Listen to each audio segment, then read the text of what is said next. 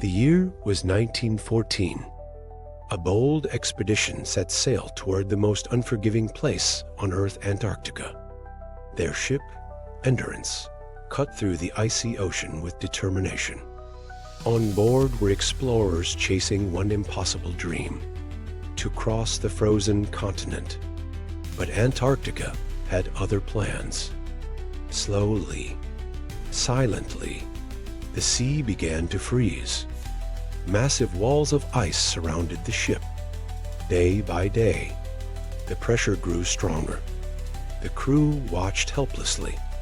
Then one terrifying night, the ice began to crush the ship. Wood cracked, metal twisted. The mighty Endurance slowly broke apart and disappeared beneath the frozen sea. Now the explorers were alone. No rescue, no shelter, no civilization for thousands of kilometers. Only endless ice and the brutal Antarctic wind.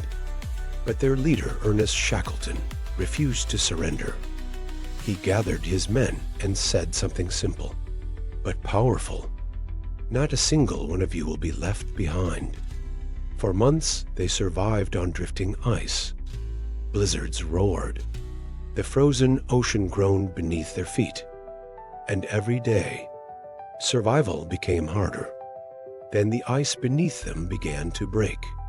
The men launched small lifeboats into the violent Southern Ocean. Towering waves crashed around them. Freezing water soaked their clothes. The wind howled like a monster in the dark. Still, they kept rowing. Days turned into weeks. Finally, through fog and storm, land appeared, a lonely frozen island. But their journey was not over. To save his crew, Shackleton made one of the most dangerous sea journeys in history. Crossing more than 1,300 kilometers of the wild Southern Ocean in a tiny boat. Against impossible odds, he reached help. And months later, he returned for his men.